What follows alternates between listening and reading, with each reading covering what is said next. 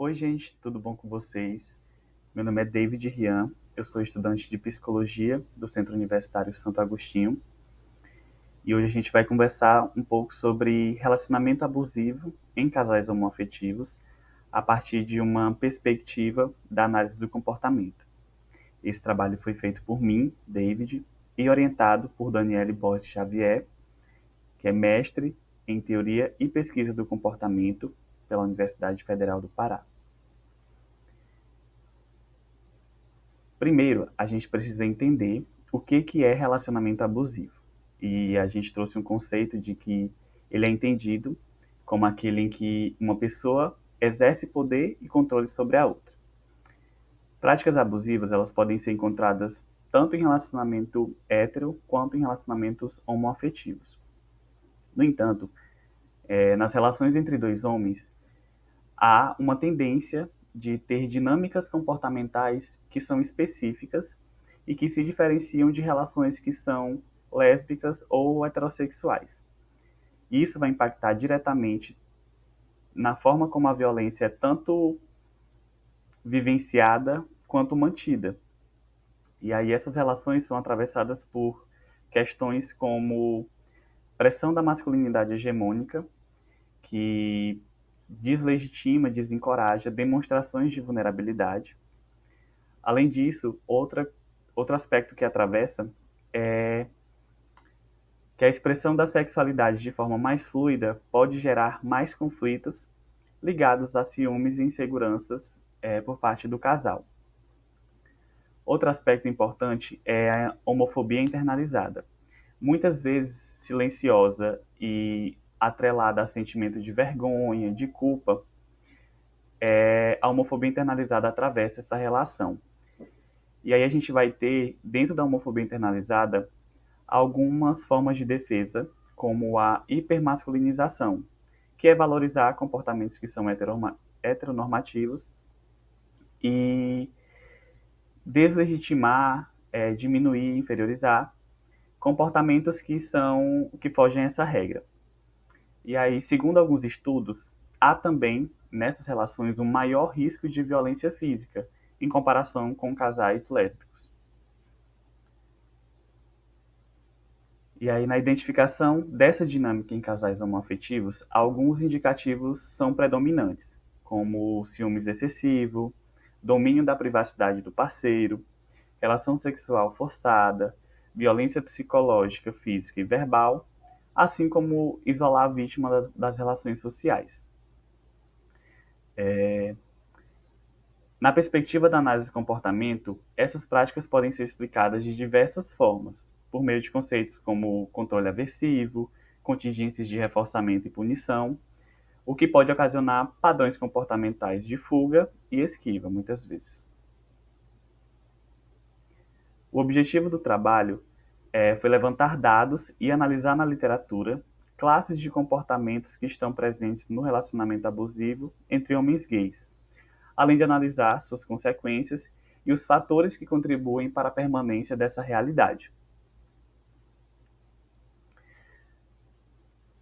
O método utilizado foi uma revisão integrativa de literatura com abordagem qualitativa, e o levantamento bibliográfico foi feito no período de março a junho de 2025, através de consulta direta de revistas específicas nas bases de dados como o Cielo e Google Acadêmico. Utilizou-se como critério de inclusão os seguintes descritores: relacionamento abusivo, gays, casais homoafetivos, análise do comportamento e violência. Além da gente também utilizar resumos e artigos em português e em inglês que tratassem da temática. Resultados de discussão. Foram analisados 10 artigos que evidenciaram que as práticas abusivas entre o público gay apresentavam variáveis como punição positiva. E aqui a gente trouxe a traição, porque em uma relação em que há um acordo entre o casal de ambos não se relacionarem com outras pessoas, a traição se configura como uma punição positiva por haver essa violação do acordo entre o casal. isso vai gerar ali uma quebra de confiança. Além disso, a gente tem como punição positiva o julgamento social, que é, por exemplo, o próprio preconceito em si, a própria homofobia, mas também dentro do relacionamento, muitas vezes o agressor pode falar: ah, se você terminar comigo, eu conto para sua família.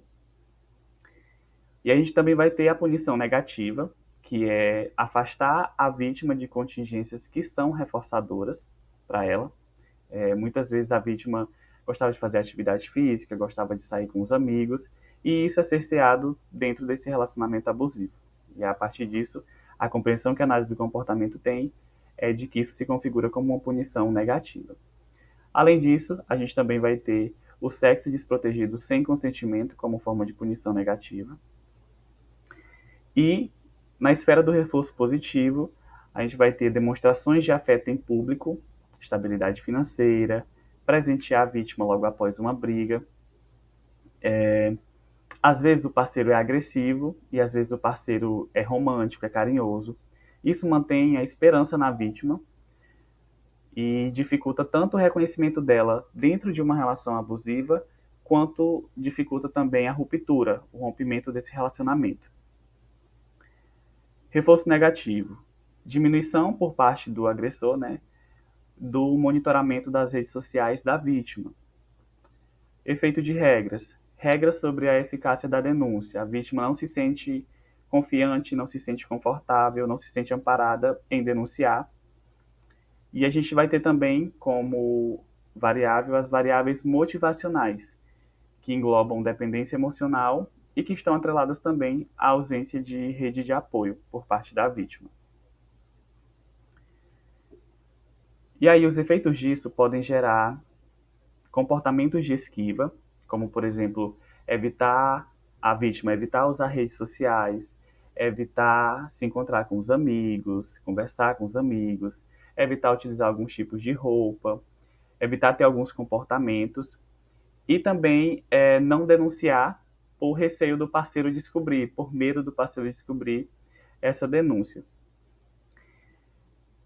Outro efeito disso são as emoções eliciadas pela punição, que podem estar relacionadas a sintomas atrelados ao transtorno de ansiedade, ao desenvolvimento de baixa autoestima e à restrição do repertório comportamental. Para além disso, outro efeito é a generalização, que é imaginar que outros relacionamentos terão o mesmo modelo desse relacionamento abusivo. Isso faz com que a vítima ela não se sinta confortável, não se sinta confiante em entrar em outro relacionamento com medo de que isso possa acontecer novamente, visto que talvez o repertório comportamental de relacionamento que ela tenha seja esse e ela imagine que isso é uma realidade que vai durar para sempre na vida dela. Outro efeito disso é o contracontrole, que é a separação, que é a ruptura desse relacionamento. Considerações finais. As variáveis encontradas, elas permitem orientar a nossa prática profissional numa direção para a formulação de intervenções clínicas eficazes no campo dos relacionamentos abusivos em casais homoafetivos. A gente precisa também fazer uma interseccionalidade entre raça, classe e sexualidade, sabendo que homens gays, negros e periféricos estão mais vulneráveis pela sobreposição de opressões sociais. A violência se configura como uma luta invisibilizada pela deficiência de amparos constitucionais e possui raízes na sustentação da homofobia internalizada e no duplo estigma, né? Que é o de se assumir numa relação homoafetiva e o de se enxergar vítima nessa relação amorosa. E o que a gente consegue perceber é que a violência em relações homoafetivas, ela não é menor, ela é apenas menos visível. E aí a intervenção clínica, para que ela seja eficaz, exige que o psicólogo compreenda as contingências que mantêm esse comportamento abusivo e, a partir disso, ofereça novas possibilidades de reforço, juntamente com a vítima, para que ela possua autonomia dentro desse processo. E é isso, espero que tenham gostado e muito obrigado pela atenção.